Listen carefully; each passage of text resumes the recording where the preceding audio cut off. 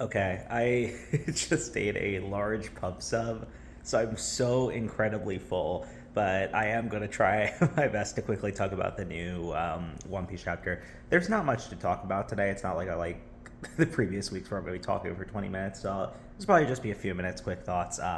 So yeah, I already got spoiled that it was going to be that the mysterious figure that's been walking around Elbap is Scopper. I kind of theorized that myself, and then I saw a spoiler earlier this week, and I'm like, yeah, you know what, that makes sense. It's not really like wasn't too crushed by the spoiler just because of that situation. But yeah, it's always great to see like someone that's still kicking from like the old generation or the Pirate King's crew just chilling. Like I just love those moments just when they're meeting the new generation. Like I'm a sucker in stories when like the old generation of heroes is like passing the torch to the new one and helping them. It's something I really love. So, meeting a new one, and this is like, if Rayleigh would, obviously Roger's like very analogous to Luffy. Rayleigh's very analogous to Zoro. This is like definitely trying to be Sanji. Like Luffy even explicitly says that, says like this is what Sanji's gonna, or something like that, like a joke, like this is what Sanji's gonna be like when he's older, which I thought was very cute. Um, yeah, no, I love the energy he exudes. I think he's an awesome character already. Like, just so much fun. And like, I like that.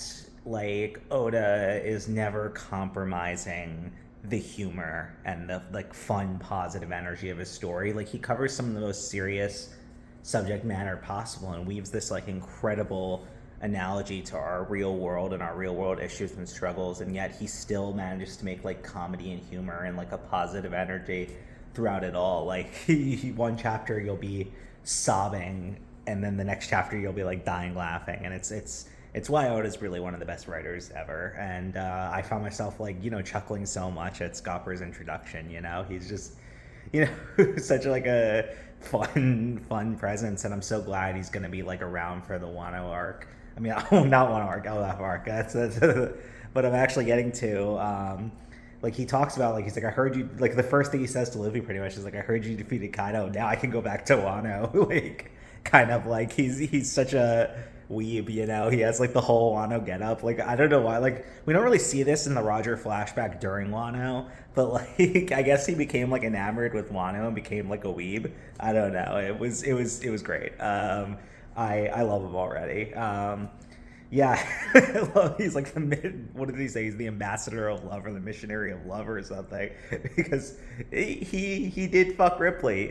He did do that. He conceived a child with Ripley, and it's just amazing. It's so good, and you know what?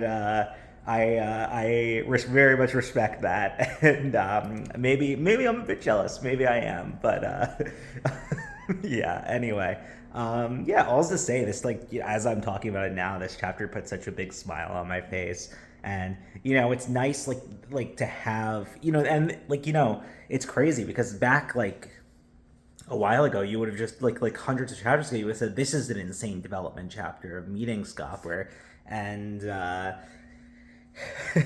and then like now it's like, oh, this is like the relaxed chapter, the reprieve chapter after like the insane chapter. It just shows how the scale of the level that we're at right now. Anyway, I'm still kind of in a food coma, so I'm gonna wrap it up here. But this was like and one thing, Luffy was so close to figuring out what's going on with the summoning circle. He's like, I've seen that summoning circle recently, but I can't quite place it.